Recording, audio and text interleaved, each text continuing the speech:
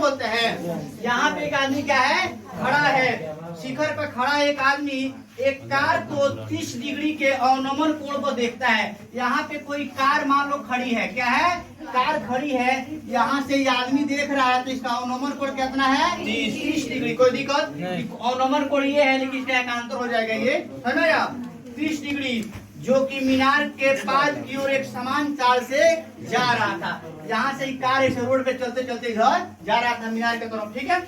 अच्छा 6 सेकंड के बाद, तो अब बताओ कार यहाँ था, 6 सेकंड के बाद ये कार कुछ दूर आएगा नहीं आएगा, इधर चल के आएगा ना, माने कार यहाँ था, 6 सेकंड के बाद कहाँ गया, यहाँ गया, मान लो कार यहाँ गया 6, तो यहाँ से यहाँ आने में कार को कितना समय लगा, 6 सेकंड। कार यहाँ था, अब यहाँ चला गया 6 सेकंड के बाद, 6 सेकंड बाद कार का अवनमन कोण 60 हो जाता है। यहाँ से जब आदमी देख रहा है तो अब कितना हो गया बेटा, 60 हो गया, प्रॉब्लम 60 हो गया। इस बिंदु से मीनार तक के पास तक पहुंचने में लिया गया समय ज्ञात कीजिए। बोलना कह रहा है कि यहाँ से अगर कार को हमको यहाँ तक आना है मीनार पर, तो बताओ कि अब कितना समय लगेगा। समझ में आ सबको, क्वेश्चन कॉन्सेप्ट सबको समझ में आ गया। अब खाली हमको क्या करना है, सोल्व कर देना है। हमसे पूछा क्या है निकालने का, देखो एक समरी क्वेश्चन को बता देते हैं।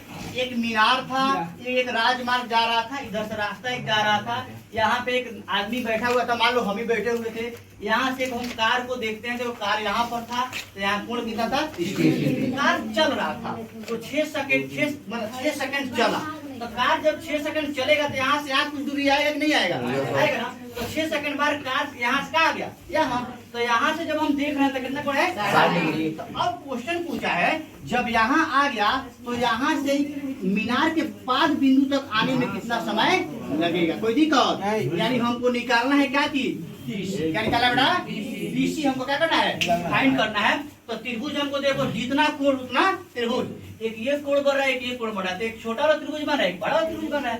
तो बारी बारी से हम लेंगे त्रिभुज, किसको ले पहले, एबीसी, और एबीसी को लेते हैं।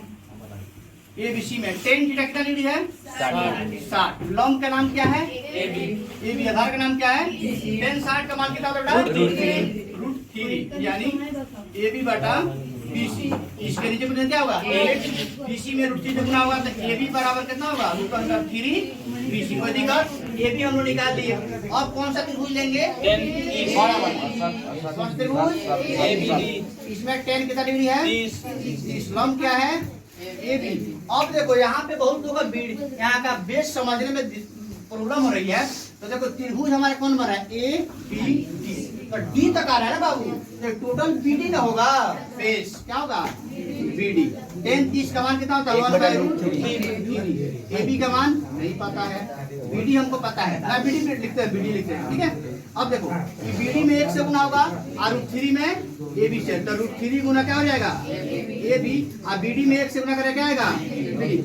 मेन चीज है बेटा यहाँ पे समझना, ज्यादा यहाँ पे फोकस तुम लोग करना है। यहाँ पे हमारा जो है अगला जो इक्वेशन आया है, यहाँ लिख रहा है √3 AB बराबर क्या आया है, यही ना आया यहाँ पे, इसी को हम यहाँ पेस्ट कर दिए, ठीक है। अब √3 AB का मान हमको पता है, AB का मान कितना है, √3 BC, तो AB को हटा के √3 BC हम लिख सकते हैं, नो डाउट, ठीक है, √3 BC।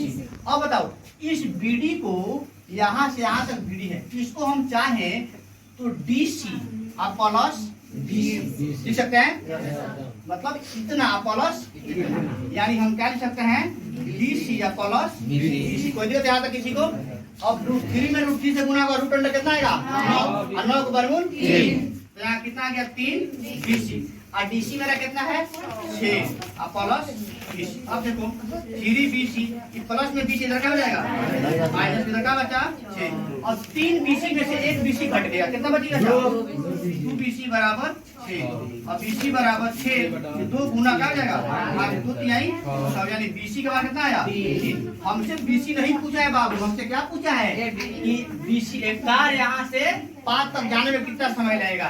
तो लिखेंगे कार को मीनार के 5 तक जाने में 3 है ना, 3 सेकेंड लगेगा। ये मेरा क्या हुआ, आंसर कंप्लीट।